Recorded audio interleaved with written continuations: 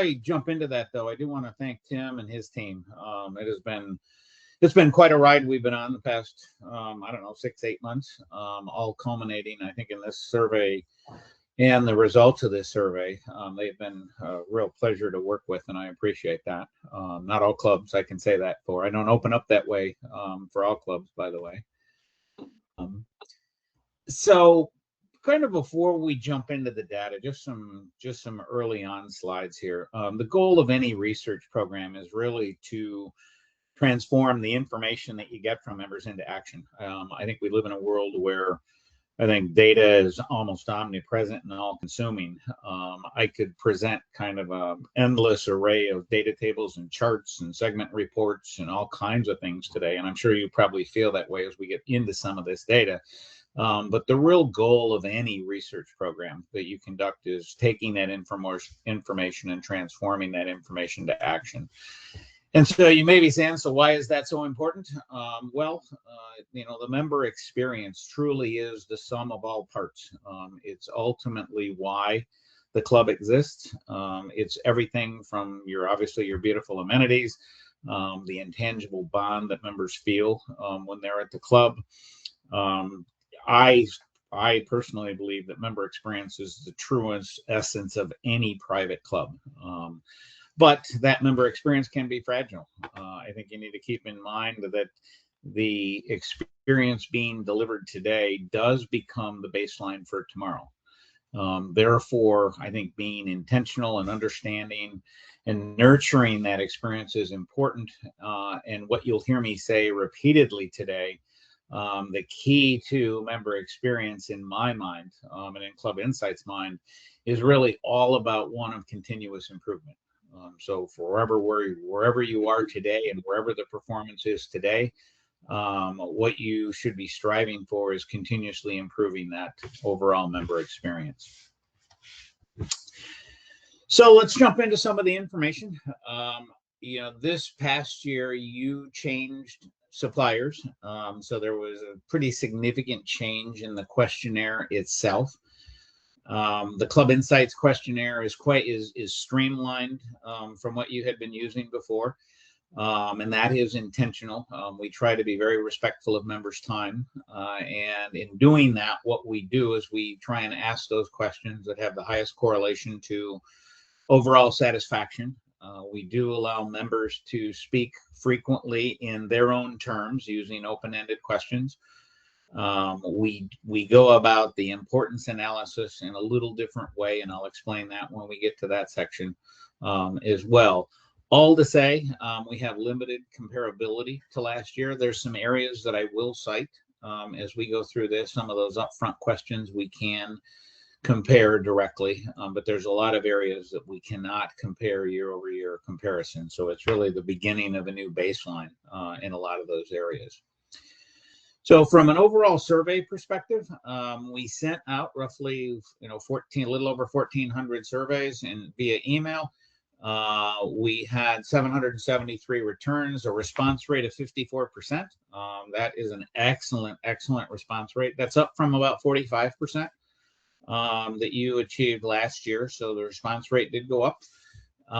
The number of households that are represented in this sample of returns is 527. That is 66% of your households. That is also up a few percentage points from last year's survey. You can see the distributions on the right of how those responding compare and what that distribution looks like.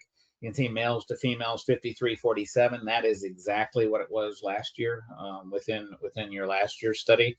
The age breakouts and the tenure breakouts are a bit different than last year, so those are not directly comparable. But I did talk with Tim and his team, and those do seem representative of the population.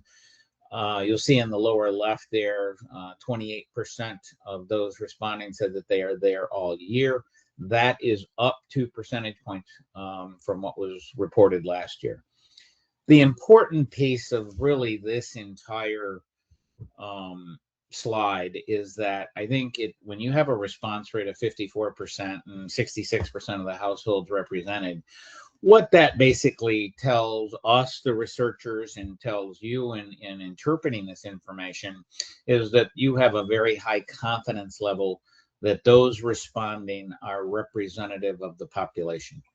And that's really the core of any research program, is you want to make sure that those who have responded are representative of the entire member population. So today, as we go through this presentation, you will hear me say top two box. What that means is the majority of questions on the survey are on a 5-point scale. So when I say top two box percentage, that is the percentage of those that answered the top two box as a percent of all the individuals that answered that particular question. As we're going through it, I will make reference to the various scales and whether it was a balanced scale, in other words, 2 negative, 2 positive, 1 neutral, or whether it was a unipolar scale. I'll make reference to that as we go through. If you have any questions as we go through, please interrupt me. I don't mind taking questions. If we get too bogged down in a certain area, I may ask that you hold those to the end, but please feel free to interrupt me.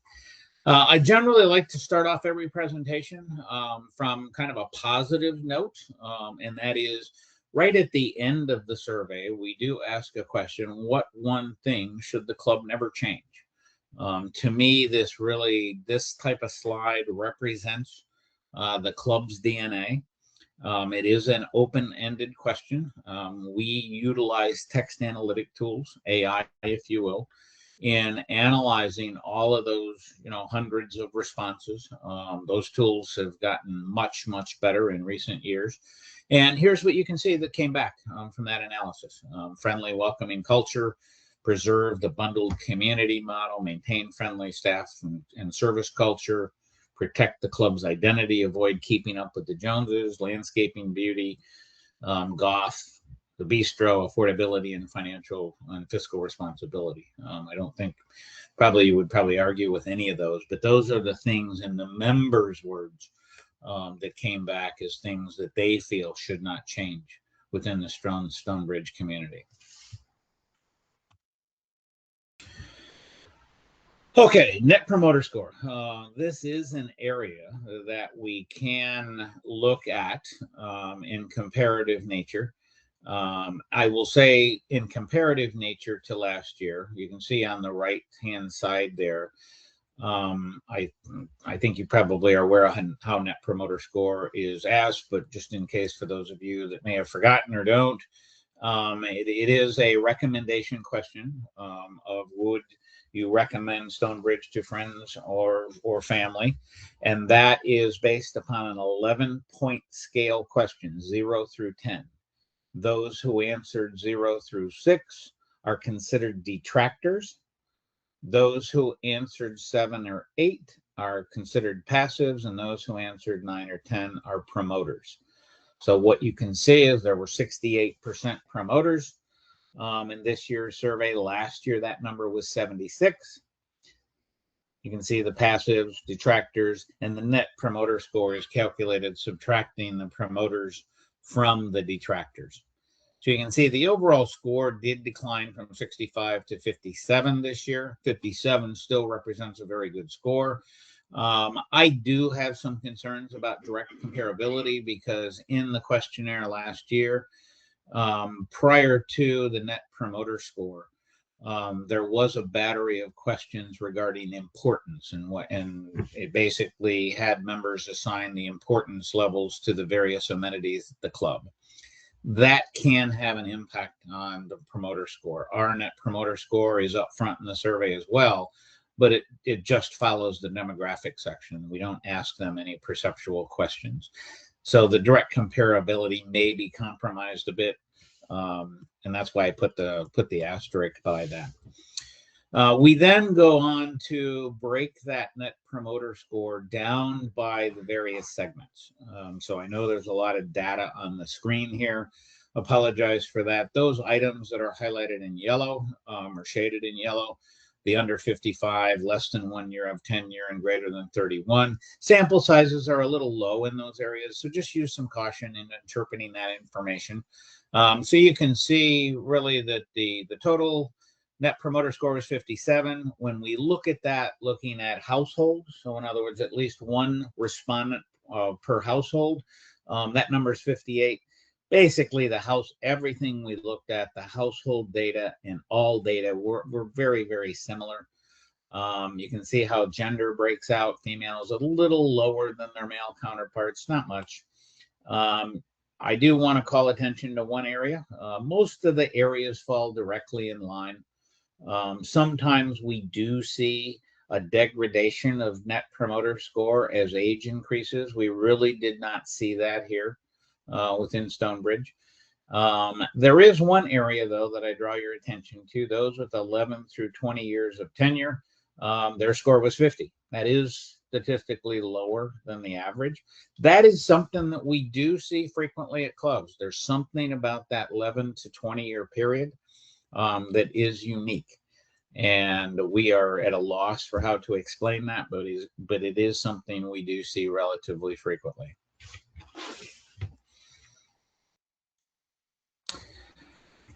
Right after the Net Promoter Score, we ask a battery of questions on an agreement scale. This is really measuring the member's sentiment or emotional connectivity. A lot of researchers feel that these measures are key, are absolutely. Is there a question? Yeah, it's just coffee. Oh, okay. Many researchers feel these are vital to overall engagement and member engagement. And so what we do is we ask a battery of questions. The questions you see there on the screen on the left-hand side. It is a 5-point scale. What you see here is the top two boxes. Those that say strong, either check strongly, agree, or agree. You can see the various scores for the questions. I have starred one area up there, and that is the club provides good value for the money. That score of 70.1 is a very, very good score. We generally don't see scores that high. Normally, those scores can be in the 50 to 60 range in percentages. So I did want to draw attention to that one in particular. The other ones do follow a very similar pattern. As you get down to the bottom, I know your eyes probably went down there relative to, the club's management team and the board of directors. Those are very much in line with averages that we do see at clubs. So there's nothing here other than that value for the money that really stood out for me on either end of that spectrum, either high or low. I will say that when I conducted the focus groups there earlier this year, I did hear, some security issues. Those might have been more relative to the a couple of members brought up, a feeling of security in the fitness area. And so when I recall when I looked at this data, I actually checked it when I saw the 96.1 feel safe residing in Stonebridge. I think that is reflective of people do feel safe within the community.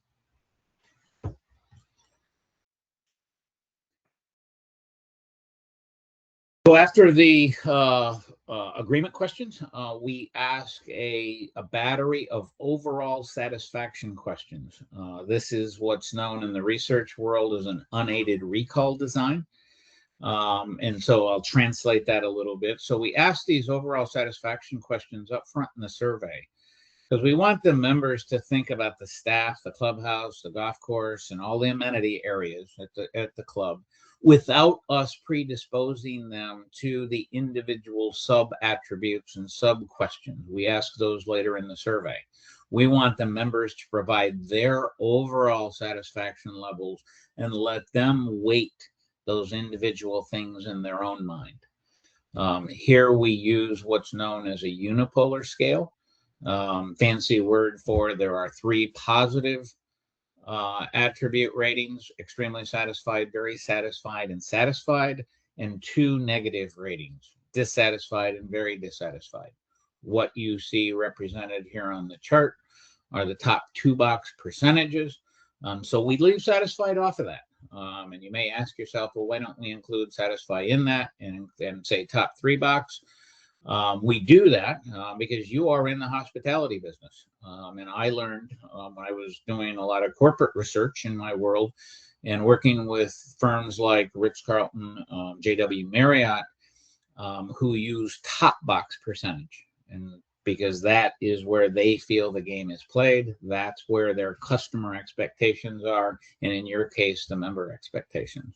So you can see the scores depicted on the chart here.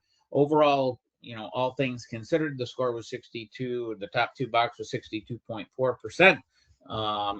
Good score, very good score. Again, the key of any chart like this is all about continuous improvement, is what things are you doing or will be doing in the coming year to drive each of these measures and inch those measures forward and continuously improving the member experience. So we'll now dig into kind of each of those areas in some detail.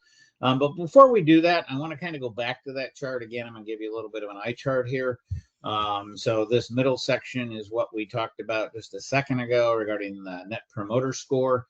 What I've added to that now is the distribution of how people answered, all things considered, your overall satisfaction.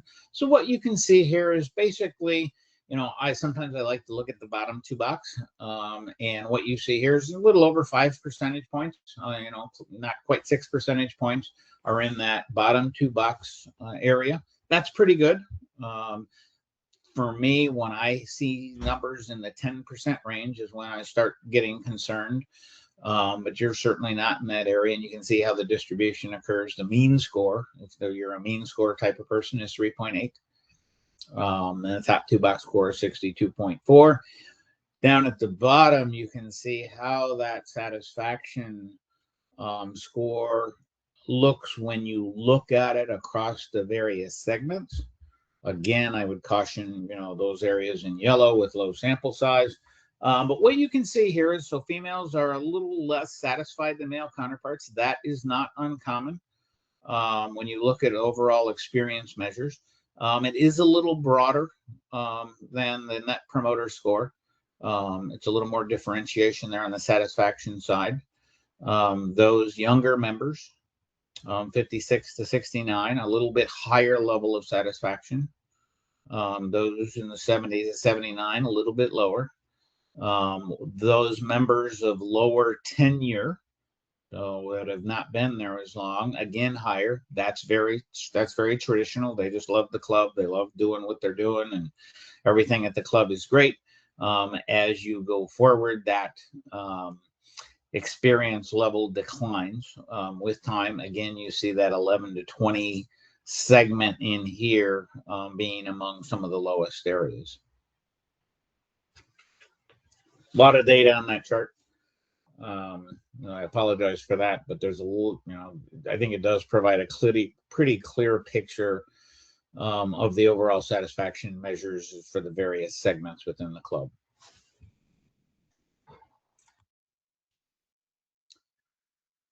So now, as we dig into the information, one of the things that I do want to talk about, and one of the tools that we use are performance improvement maps, and they are really designed to kind of help you prioritize the information. Many of you have probably seen maps like these in the past, some way, shape, or form.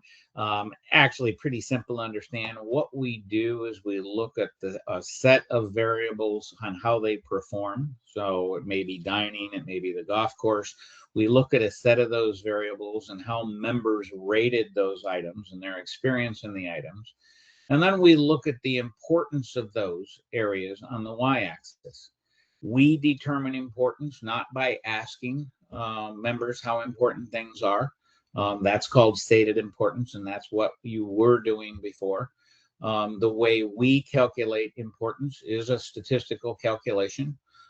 We use a regression analysis to look at the correlation between the performance and overall satisfaction.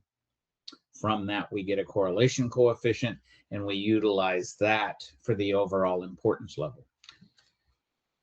Once you have the data calculated, it really divides the information and the variables into quadrants. So in that upper right-hand corner, those are the items and the areas that are highly important to members and the club's performing relatively well. In other words, promote those, market those. Those are the club's strengths. Keep doing what you're doing. The real gem of these charts, though, is that upper left-hand corner. These are the ones that are highly important to members and have a relatively lower performance. Stated a little differently, these are the ones that, if improved, would yield the largest benefit to the overall member experience. Let's take a look at when you look at the overall measures. So this is just all of those overall satisfaction measures up front in the survey, what that performance improvement map looks like. And here's what you have. You can see two things. So I'll start on the right-hand side of that chart. Staff and the golf course are certainly stars of the show. Those are the areas that members rate relatively highly, and they're important. Those on the left side of that chart, you can see the dining, dinner, and dining lunch. Those are areas that are rated relatively low, and I always use the term relatively low, and have the highest importance values. And see also social events and fitness do fit into that basic upper left-hand area as well.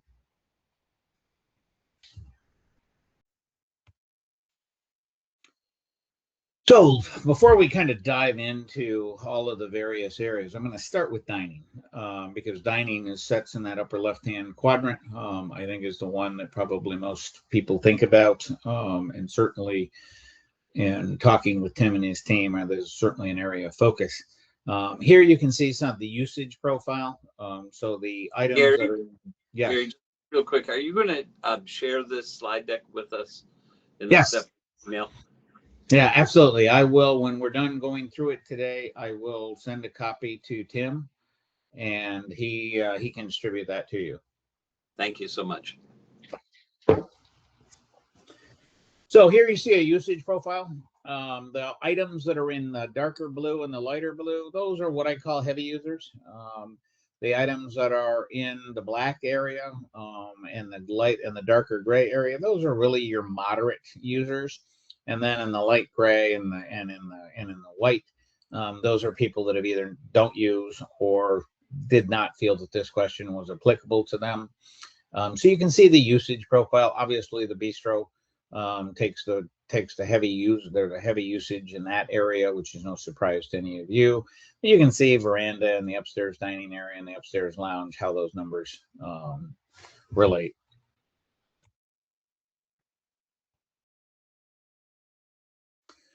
So when we look at the individual dining battery, so now we do start digging into the overall details and have the members rate the individual sub attributes within their dining experience. This is what you see. So the items highlighted in orange, those are the items that if you were to look at the performance improvement map for just dining, those are the items that would be in the upper left-hand quadrant. The ambiance in the upstairs dining room and menu variety, to a lesser degree, quality of food and consistency of food, although they would set in that upper left-hand bracket. The blue bar represents bistro. The peach-colored bar represents the upstairs area. Again, these are top two box percentages. Here we use a performance scale. So this is the percent that say excellent and good. So I'll give you a minute to just kind of go through and digest those numbers. You can see that the patterns follow each other pretty consistently from the bistro to upstairs dining, which is not that is normal. A normal pattern we see at a club with multiple dining venues. You can just see how some of those things relate to one another. Again, the menu variety, which is a challenge at all clubs, and I always say this when I'm doing these presentations, is that when we go to a local restaurant, we tend to go to our local restaurant because we like a certain dish, or we tend to order the same dish. When we go to our country club, though, it's a completely different mindset, because we may eat there multiple times per week. And therefore, menu variety becomes much more important at a private club than it does within a local restaurant. Hey, Gary, going Yeah. back to your quadrants, do you, across clubs, do you see patterns in terms of that upper left quadrant? We certainly do. Dining does show up here frequently, and for that very reason, as I just mentioned, is that menu variety can be a challenge. Dining in general can be a challenge. You know, I heard one gentleman say, and this was a couple of years ago, you know, who in their right mind would build a restaurant in a town of 1,000 people, let alone two restaurants in a town of 1,000 people, because it's a challenge and it does represent a challenge for the club environment. So very frequently we do see dining show up in this upper left quadrant. Yeah. I just presented earlier this week to a club, and the golf course set over here in this upper left quadrant. Oh, And that's a bit unusual, but the golf course is going through some challenges. It needs a renovation, and so the performance of the golf course has dropped precipitously, but it's still very important. So they do tend to capture the essence of a club, but there are some common areas. thank you.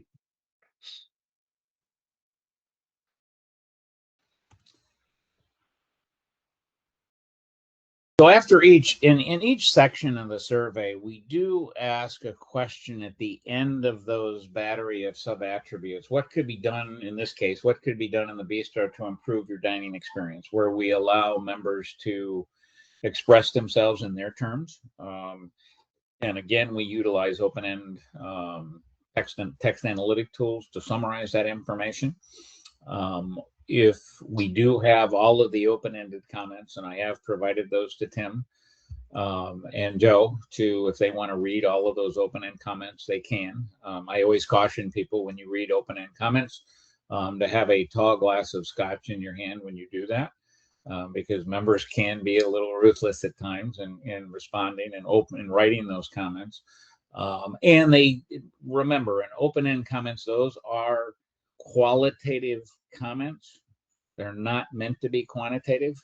Although I do provide here in the text analytic tools, there are some numbers and volumes.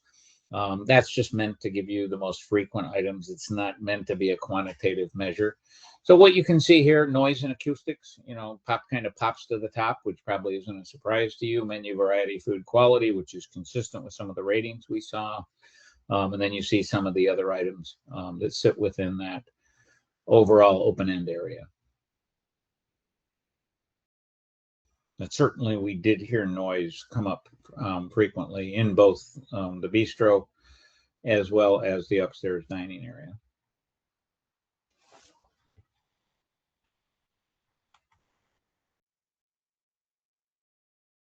We asked the same question again within from the bistro. Here it's the upstairs dining, decor, ambiance, renovation needs.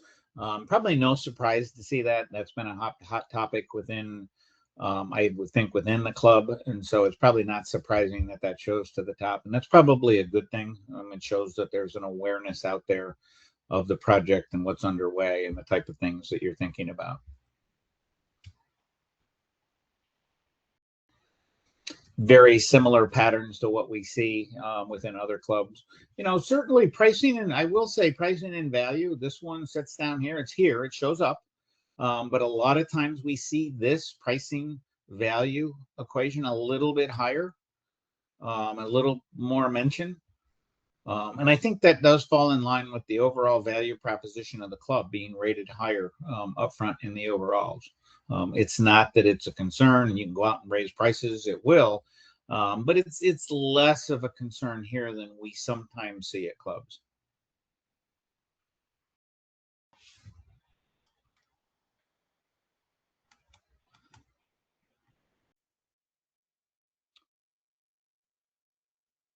We did ask a question on the survey that it was actually in the addendum section. When I went through the addendum summary and report, we did not include that. We focused really on the renovation area and the health and wellness area. But this question did sit within the addendum area, and it was really evaluating on the left-hand side. It really was, their usage of the various programming in the dining areas.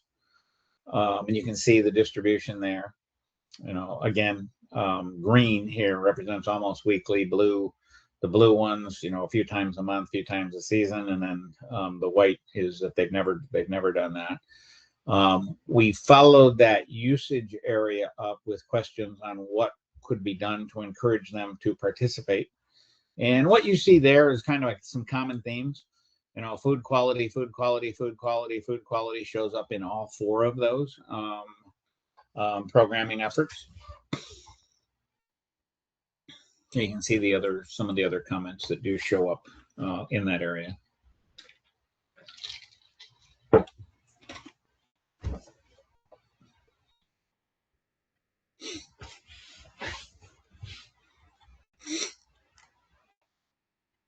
Oh, Tim, excuse me, just 1 second, Gary.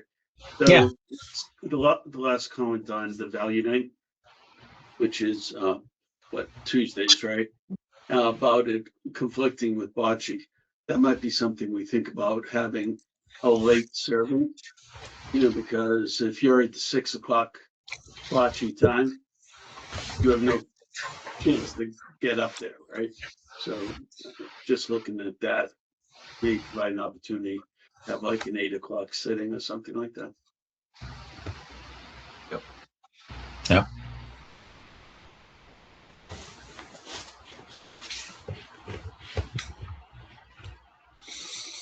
Okay.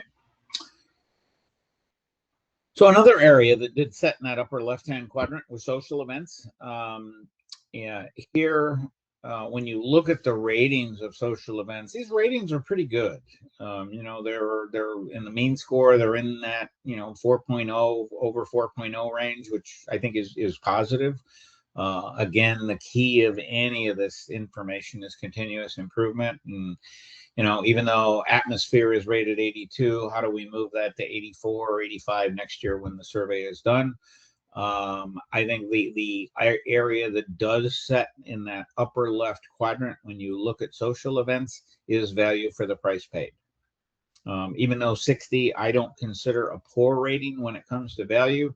The data is indicating that can represent an opportunity there.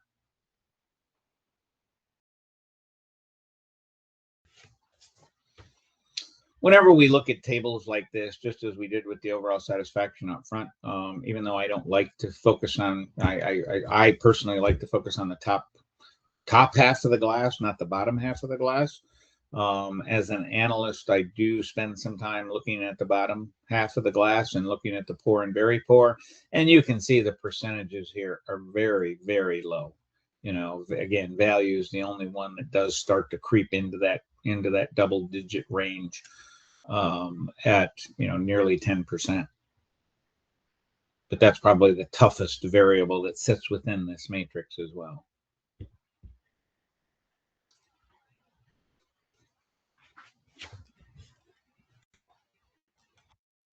Say, Gary? Yeah. Gary? Yeah. So look at that chart. The special events, the variety and the number of events are rated pretty well, but then special events wound up in the upper left quadrant of that graph a while back. So that value, the price brought it down. Yeah, I would say the value in the price probably was what the rationale and the reasoning why that ended up, because social events are very important at clubs, and that's why it ends up in that those upper quadrants. But there's a feeling there that the value equation could be a bit higher. And if you remember, the social events were not nearly as far to the left on that particular chart as dining was. So I had marked those in more of a yellow color than I did an orange color. Thank you. There was also a comment on one of the prior slides, some of the general comments about the fact that they would like to see less ticketed events and more regular dining. That might contribute to that value proposition too, because the assumption is you can come to dinner and, spend whatever you'd like to spend versus an event where you have a flat entry fee. Yeah. Good observation. Absolutely. A lot of events might contribute to that too. Again, as I mentioned, we do ask the question after the end of each section, what can be done to improve the social events? And here, you see that text analytics summary of those, food quality, buffets, pricing. It really picks up on what you were just mentioning there. The menus, the buffet, those kind of things, banquet style meals. Sound and acoustics show up here, just as they did in the dining area. It does, obviously hit the events, the inability to hear entertainment and speeches. And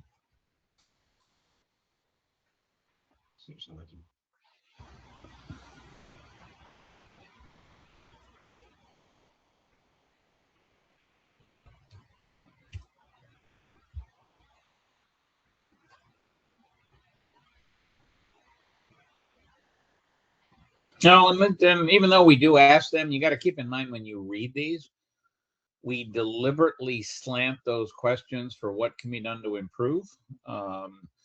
We don't ask a general question, please tell us about social events, because you get a lot of one-off generic comments that aren't very actionable.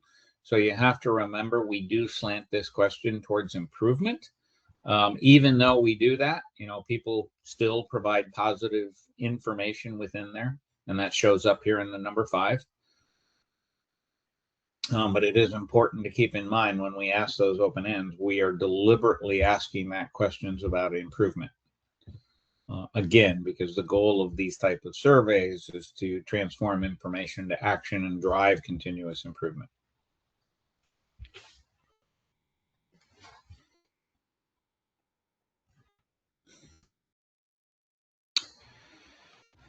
So as we dig into the other amenities now, we kind of move off at dining and the social events. We look at the other amenities at the club in golf, pool, tennis, fitness. Again, here the blue areas, the dark and light blue, those are your more heavy users. Really the black bar is really kind of those moderate users, and then really the grays and the whites really either don't use or rarely use. So you can see how that distribution kind of aligns itself. And I've got some crosstabs of usage that I will show here in just a second. Obviously, golf is the main, is the heavy usage area within the club. Although fitness, obviously, here you've got 44% that fit into that kind of heavy user profile as well. Hey, Gary, does this say that 15% or 22% rarely use the golf course? Yeah. That's a shocking statistic to me. Yeah, you have to remember this was we surveyed both members and spouse. So this is looking at all respondents to the survey. Hey, Gary, similar question. Can you define a season? So, for example, we asking people, do you use it January through March 31st or the year? I think we said, Tim, Joey may have to help me there. I think we said in the questionnaire the last 6 months, the previous 6 months. I'm kind of going through my questionnaire here quickly to try and find that, but I'm pretty certain we said the previous 6 months. So that would be like October through April. Yeah, I can't put my finger on it right now, but I'm pretty certain we said the previous 6 months. Yeah, so there's a fair number of people who obviously rent their units out during the season, let's just say January through April. So if they replied to the survey, if they filled out the survey, they would be an automatic 0, right? So Yeah, they it's could have been down in interesting. this not applicable. You see these not applicable numbers. It could have been not. They would likely check not applicable. Yeah. I think it's a valid point though, because it's kind of like we're measuring different times of the year, right? So if Yeah. we asked a question in January through March, I mean, I had actually difficulty in figuring out what the answer on some of these. If it's golf 2 or more times a week, I would answer. But if it was October through January, if I'm not here as much, it's not going to be that. So what do how do you answer that? Yeah, I'm fairly certainly limited. And we said the previous 6 months. I can't put my finger on that. I will validate that though.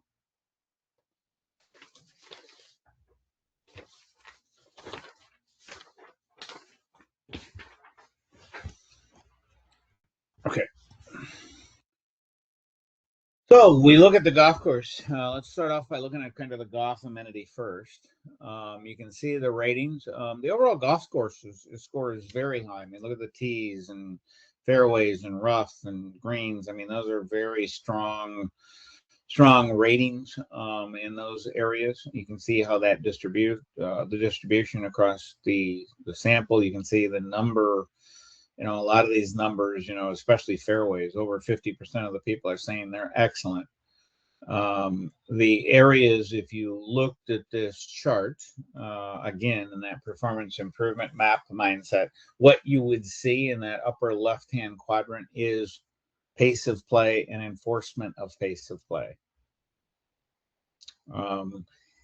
Every now and then we do see that at a club. It is generally where it tends to show up in clubs the most is when there is some compaction of tee times. So therefore the pace of play becomes a bit more crucial, that the pace of play keep moving because there's more people on the golf course. So there's a higher, if you will, there's a higher percentage of that type of environment occurring. And so I think that certainly is the case within your club. But I think here probably this enforcement of pace of play, which is a difficult thing to do, and you'll see here in a second in the rating of the Rangers as well. But that is an area likely requiring some attention.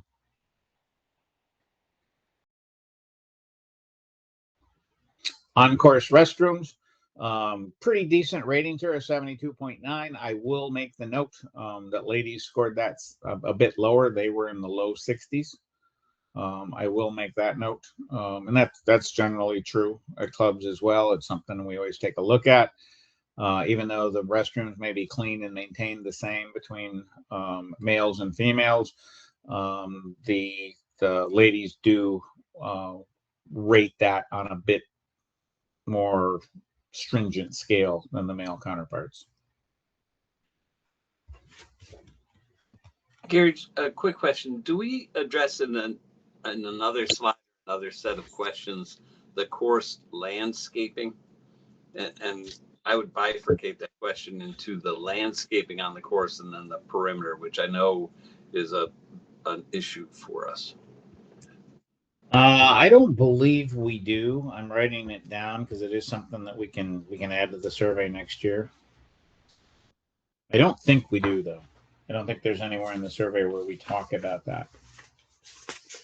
We do talk about the clubhouse area landscaping. Well, no, I think the landscaping out on the course. Yeah.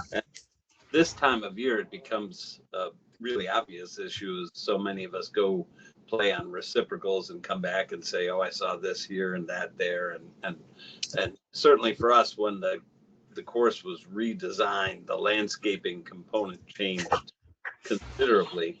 And then for us, the perimeter will be a big issue going forward as we have a plan to close the perimeter, and it's not an enormous issue amongst members, but for a bunch of folks, a big deal.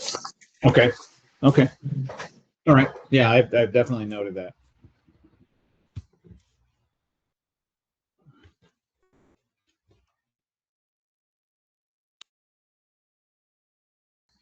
So here we did take and look at, and I found this chart interesting, and that's why I decided to put it into the deck. And I know there's a lot of bars and charts here, and I apologize for that.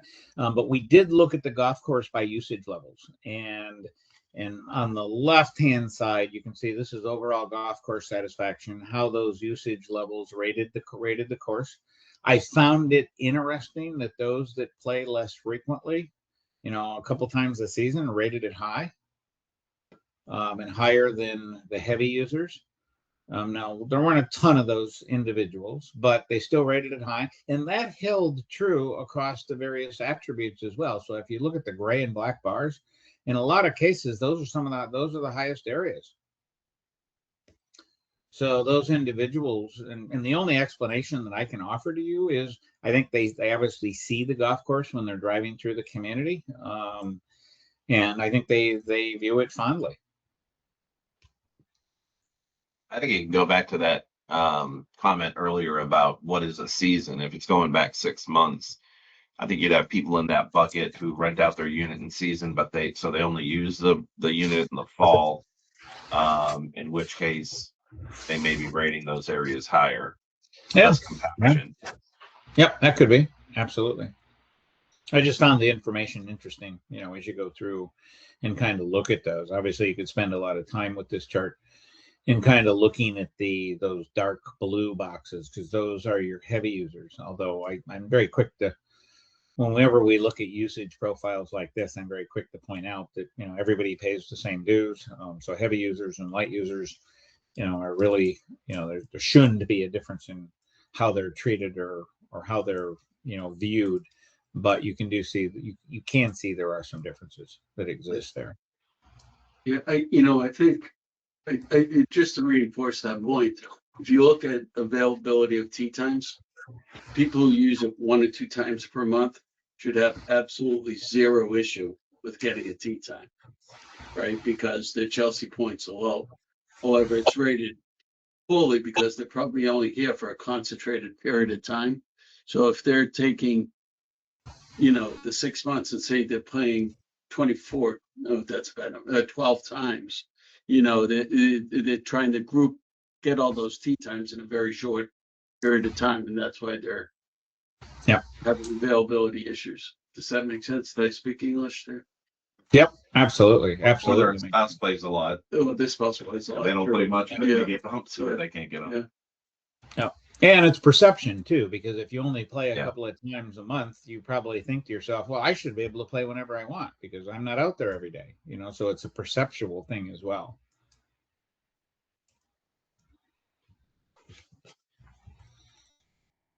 Whereas it would be the opposite of that on the 1 to 3 times per season.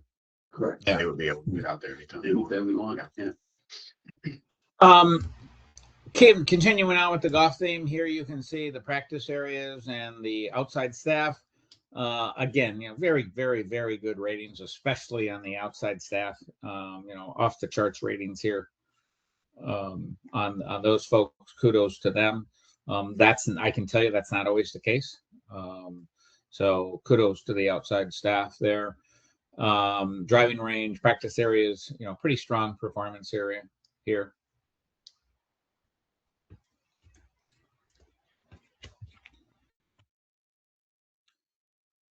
We did ask a question within the golf area regarding the walking policy. Yeah, oh boy. So whenever you start messing around with policy, obviously it can get a little dicey. I thought the information, I did talk to Tim and Joe, we talked about this a little bit. And whenever, just like the addendum questions where we did some of this, we look at the top 2 box. And you can see the top 2 box, really the 2 areas, kind of separate themselves up here. Certainly the most preferred is this no charge for walking after 4 p.m. based upon availability and no walking before that. That's the top 2 box. But a lot of times whenever you've got a policy thing, you like to look at the bottom 2 boxes as well. So in other words, if we either changed the policy or kept the policy, what kind of, pushback are we going to get from individuals? And then, a trick that we like to do is we subtract those 2 to look at the differential. And I call that the complaining differential. You can see here there's a positive differential for the first two, with the strongest being that middle one, and a negative differential for that third one.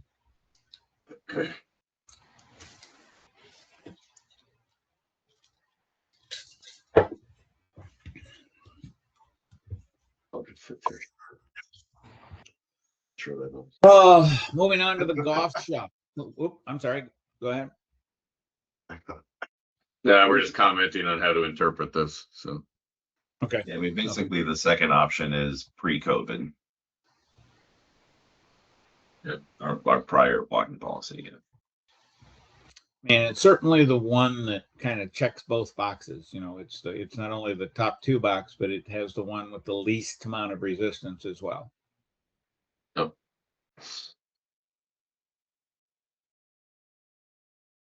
Not saying 29% is not resistance, it is, but it's the best of both worlds. It's be on the agenda at the next golfing green committee meeting. Yeah.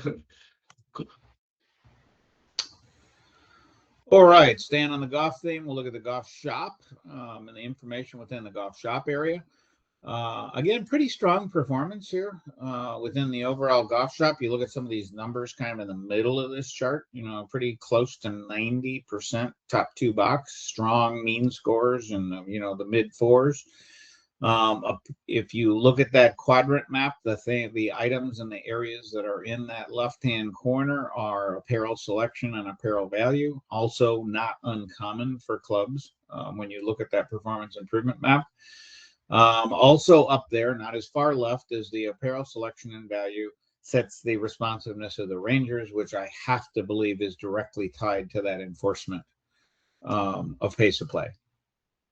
Again, not a bad score here, 78% top two box, but it did show up in that upper left quadrant. And I have to assume it's related to that enforcement of pace of play area.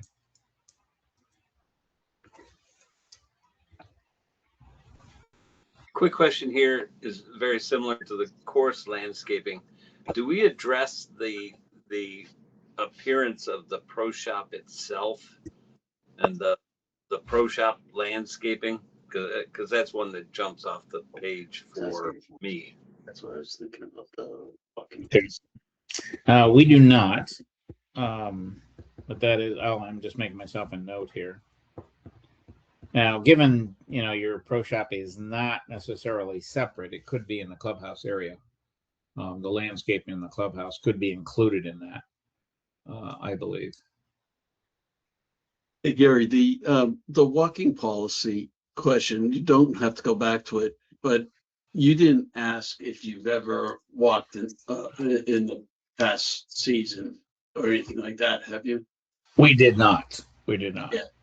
That might be interesting if you could break it out that way, because my guess is the people who don't walk at all, always ride, would be in the bottom two boxes, right? And people who walk all the time would be in the top two boxes, right? So you might be. It could be. I don't know if it is, but I wouldn't say it's necessarily true. I mean, I think it would skew that way, but I think there's a lot of people who look at it from, you know, what should our policy be overall? Yeah. Whether they walk or not. Yeah. But yeah, I mean, if you're a walker, you're going to go. If you're a walker, you're going to say you shouldn't charge me anything. Right, exactly. Yeah.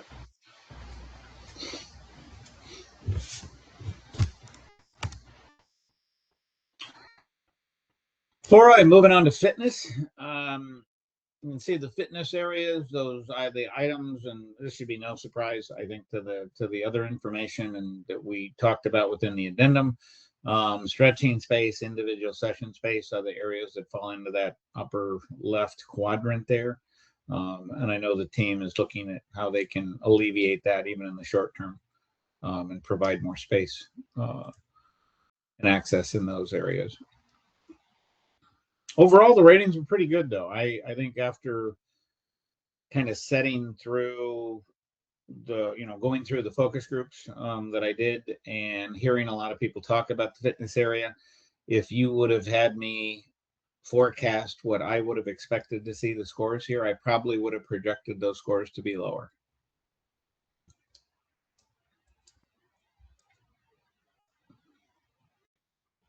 So the fact that they're a bit higher, I think says something about the fitness area as it exists today.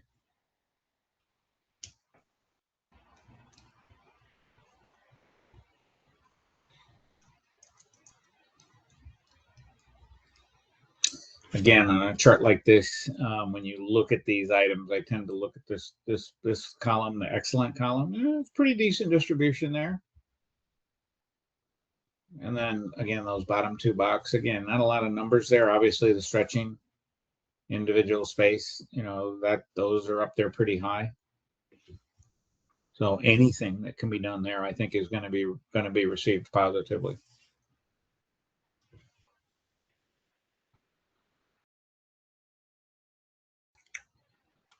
So we did take a look at the fitness ratings by usage.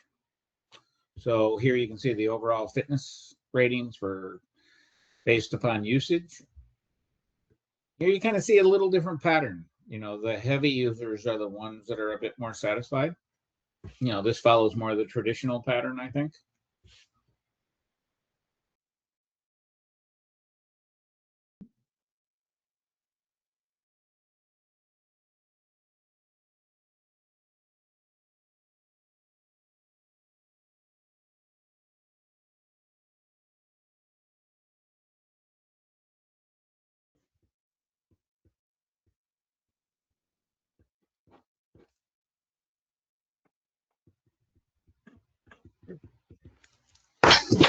Okay.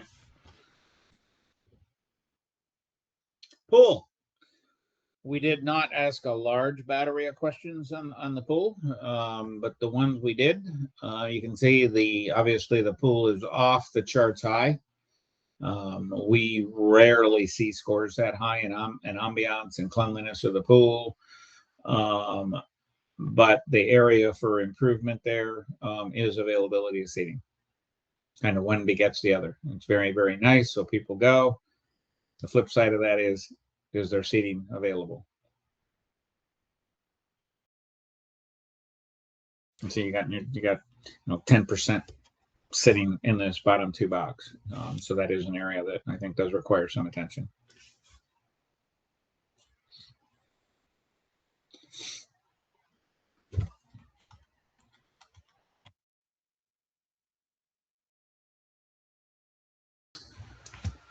Tennis.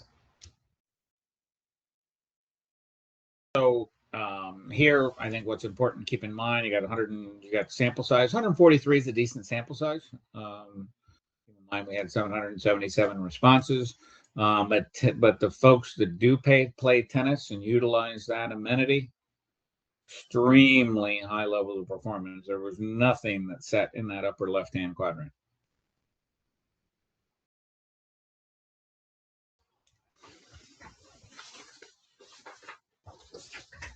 Interesting that it's only 143 out of 1,400. Well, it's 143 out of 777 because those are the responders. Oh, not of right. It was 1,400 emails sent. Yeah. Right. Yeah. Still, it's Less than 20%. Less than 20%. Yeah.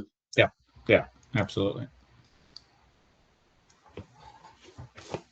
This bocce is not impacting the quality of the tennis courts, right? I would say that's correct.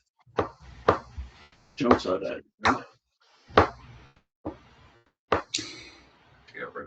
Yeah, and I will say this wasn't surprising to me. I mean, the ratings That's here were Yeah. not a surprise to me, and I think basically because when in the focus groups, when I did ask questions, when we talking about the health and wellness and other areas of the club, and when we talked about pickleball, the tennis players certainly raised their hands and their voices at that point in time. And as you all are aware, they're a pretty vocal and strong contingent within the club, even though they may be small in percentage. They're vocal in voice, and it didn't surprise me that their ratings were this high because I think they enjoy the tennis facilities and I think they're pretty good.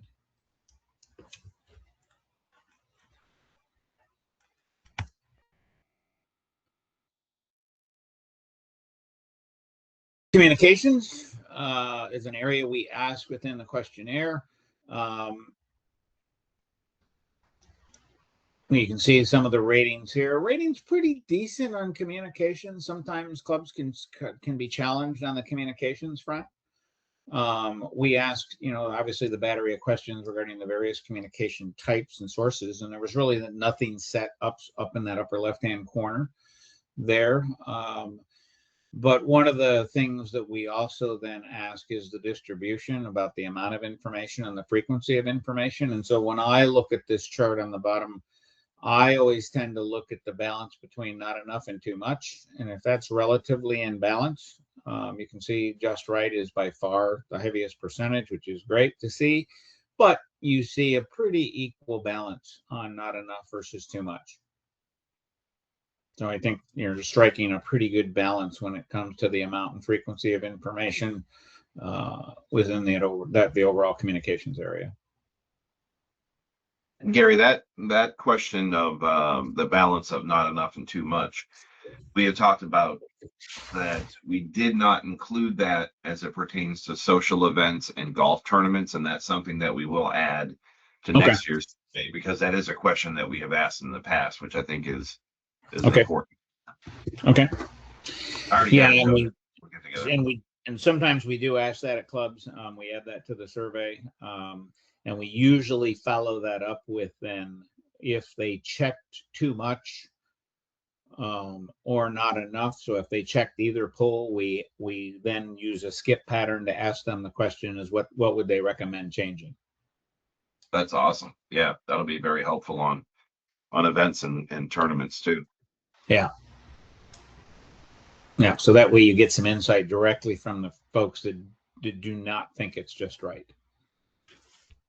Perfect.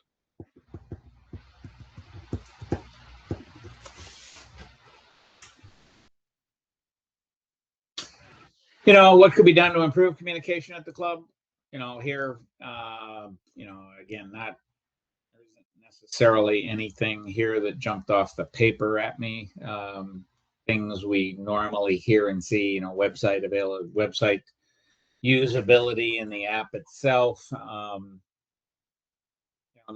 Nothing here stood out for me.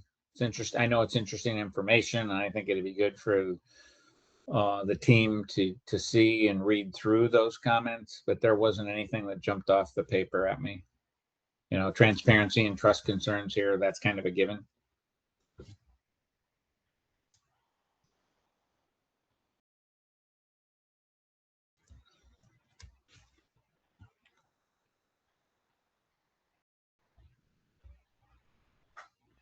Gary, what would the perceived secrecy issue be? We normally see that at the club is that, they don't feel that the board or the management team are being completely transparent. So there's this perceived secrecy that people feel and think is happening at the club. Again, that's basically, I think that's a given. I didn't see any indication, that, in a lot of them, in the management ratings, I didn't see anything there that threw any flags in the management or the board. The ratings were in the 60s early on in that section. Sometimes we'll see board ratings, in the 30s and 40s. I think there is an inherent distrust of boards when it comes to some of this information.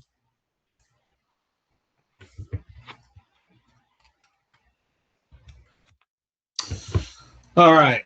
So rounding out, this is the very last question on the survey. Actually, not the last question, but the second to last question on the survey then is what improvements would most increase the value of your membership over the next 2 to 5 years? This is the area this is a summary of what people say is the most important of those areas. And these are in direct alignment with what you're working on. I mean, it's always good to see when kind of those things come together. It's certainly not by accident, meaning you have put a lot of attention and conversation around the fitness and wellness center area and the upstairs dining refresh. So It's actually kind of refreshing to see that come out in the comments itself. And those are the two dominant themes that do come out in this particular question. Closely followed by, I think would make sense as well, the cost control and fiscal responsibility.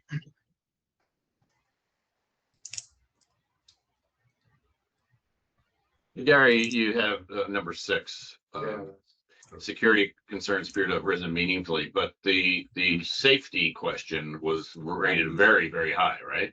It was. So it just shows you when people do think about, when you see something like that doesn't make sense, great observation there. It still reminds you, and it's just like I mentioned, when I saw that rating of 96, that surprised me because it did come up a couple of times when we talked about the health and wellness center. I think what it is attributable to is it's kind of an omnipresent thing with members when they think about security and when they think about things like security related areas. So it's very important to people in the gated communities. So I think that's what you see here. You're going to see comments like that. I think these are also things that we talk about and communicate a lot. Obviously the top 2 items, dominant theme, those are things that we were driving home. Please do the survey because of the addendum, which is on those topics. But we've also been talking more and more about, 10-year plan and what's always on the top of the list, enhancing gate access and security. Yeah. So Sure. I think this is positive that it's reflective of the things that the club is talking about in a lot of cases. Yeah. Absolutely.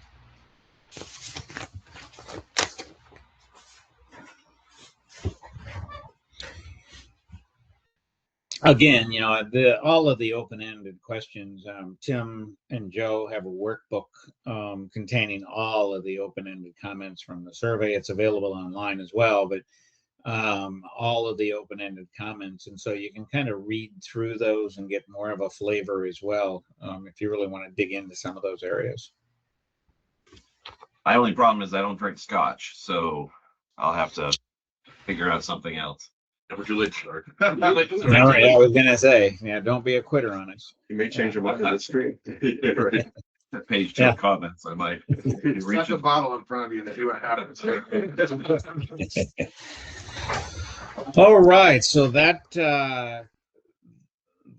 Hey, Gary, just one thought as you wrap up there.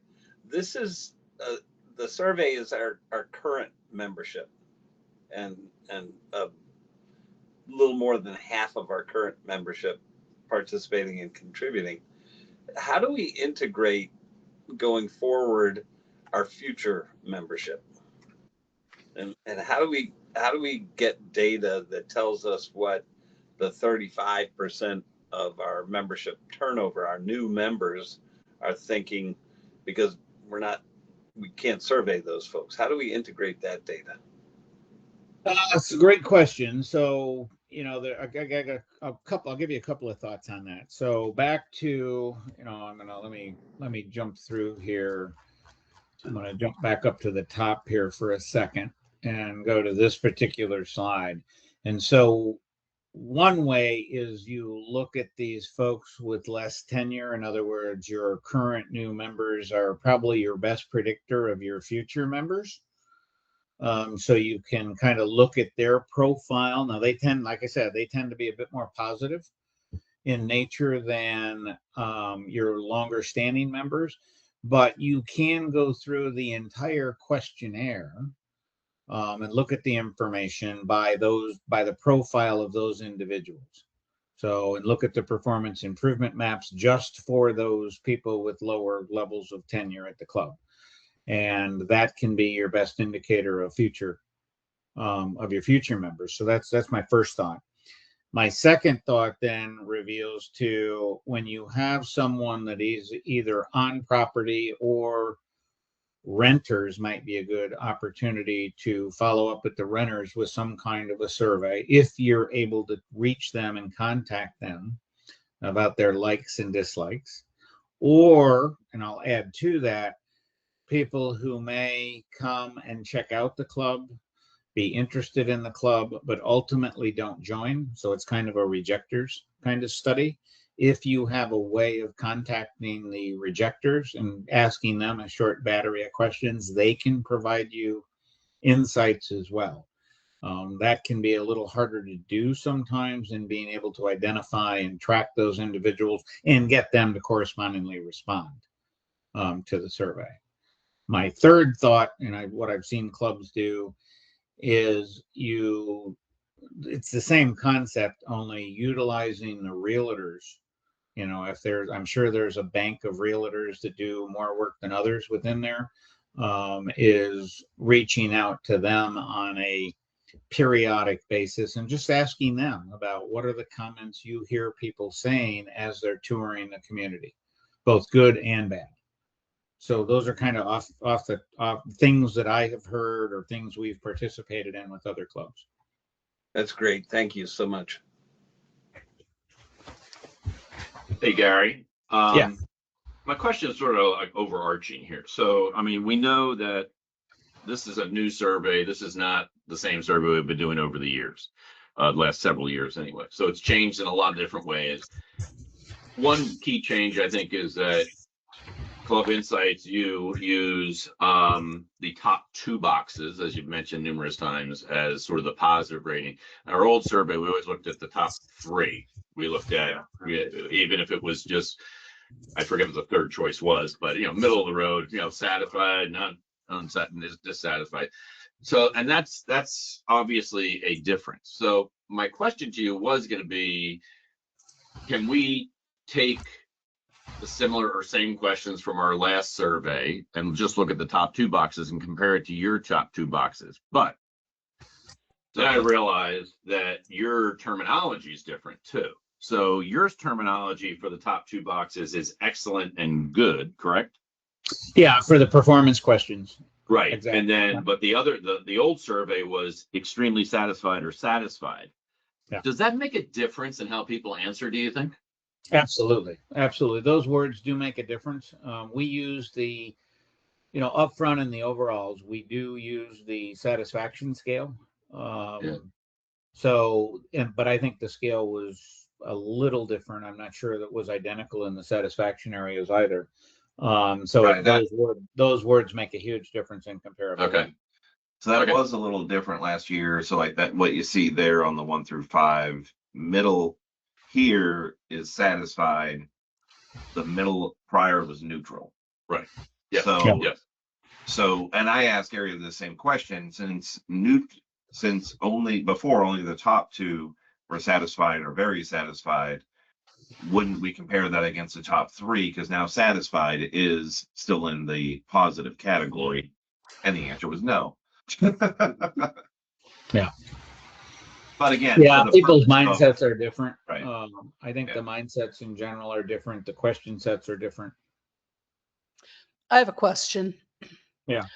Do you have a similar briefing that has like benchmarking for Southwest Florida so that we have the ability to look at ourselves compared to everybody else that you work with in this arena? Because that may also help us in how we communicate where we stand. For example, board of directors is at 60 something. Many people will look at that as, oh, that's terrible. But if the benchmarking says that's average, it kind of helps communicate messages. Yeah.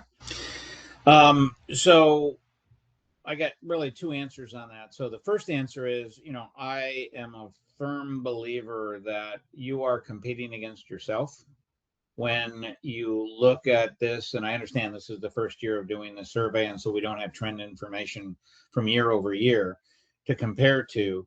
But the game is about continuous improvement and moving the ball forward on a year over year basis. So that's kind of my first comment. The second comment to that is, yeah, we do have benchmark information. that we have for the most recent clubs that we've surveyed. We don't break it down into Southwest Florida or regions of Florida. We do have it for Florida versus other regions of the country, and we have it in total across the nation. The reality is the numbers don't vary a whole lot. There's some areas in Florida that are rated a little higher, some rated a little lower, but in general, it's roughly the same. Some clubs choose to use Florida averages, other ones don't, but that's completely up to you. But we do have some numbers.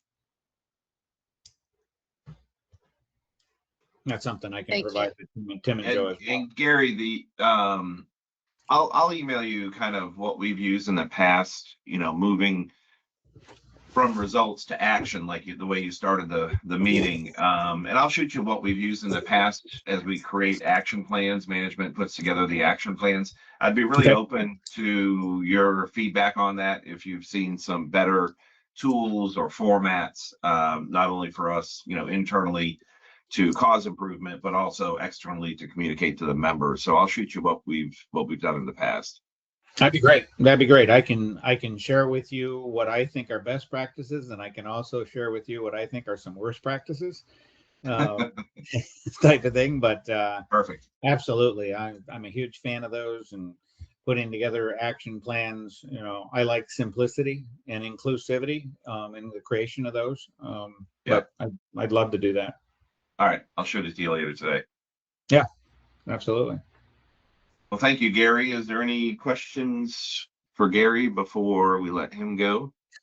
So are we going to, Tim, that we talked about doing a member summary? Is that kind of the next logical step here? And have you done those in the past where you do a summary to the members? We do. So typically management does the first stab at that, more so focused on areas where we can move the needle.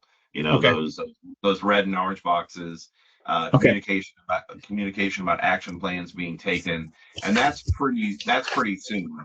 The strategic planning committee in the past has done a very thorough and informative analysis. They dive more into the things. This is going to be harder because we don't have the trending history, but we can do some comparison and look at some of that comparison to benchmark in that summary. Typically, we've communicated that in the fall, and then we continue to communicate it right up until we do the next survey to show the members, look, we do listen. These are the results from the prior survey. With that in mind, please take the time to do it this year. I'm super pleased to see the response rate that we got this year. I have to think that's the best response rate for individual and household that we've ever gotten. So, and huge thanks to you, Gary, Jason, and Club Insights. It's been a great. We've done a lot in the last couple of months between the focus groups, the addendum, the survey, listening posts, member connect, but it's all coming together very, very well. Thank you. Good. Thank you for that. And I will say that the response rate, I think, is a function of the amount of communication, the amount of things you're doing at the club. People are interested. People, I think, are engaged, and it's always whenever you see response rate like that, to me, that means engagement with the members. What gets concerning is when you have as many things going on as you have going on, and you get a 35-40% response rate. Then that's cause for concern. Yeah. But I think you have engaged members, and that is, I know sometimes you as a board, that can be challenging. They may be too engaged in some cases, but believe me, you would rather have engagement than lack of engagement. And we were worried about survey response because of the length, especially with the addendum. So the fact that even with that time commitment, we got that response. Length, timing, it all was challenging. So we've talked to Gary about doing the survey earlier next season when everyone's a bit more fresh versus the tail end of season like we did this year. We had to do it that way this year because of the addendum and getting all that together. Yeah. So that's going to be a challenge to interpret it and get a message out because we don't really have apples to apples trending data, but we will develop that over time. But Yeah. overall, we can put something together. Yeah, I mean, for management's perspective, it's going to be, again, that focus on areas where we can move the needle, mentioning Top left. yeah, top left, and I like Gary's point too, even if you're at a 4.2 or you're at a 3.6, that's just where you are. I mean, it's all about continuous improvement. So how do we move that needle? I think that's the way we've always looked at it. Right? Yeah. So, I think Cornerstone though, I felt like there was too much of a focus on 4. It was almost like that was like your pass fail, and that's just shouldn't be the case. If you're at a 4.4, how do we get that improved? Not just, okay, we're over a 4, resting on our laurels. Yeah. But good, Gary. Thank you very much. Anything else for Gary? Yep. Thanks, Gary. Good job. Great. All right. Well, have a good day, everyone. Again, thank you. And I look forward to seeing you again very soon. Thank you. Thank you. All right. Bye-bye. Thanks, Gary.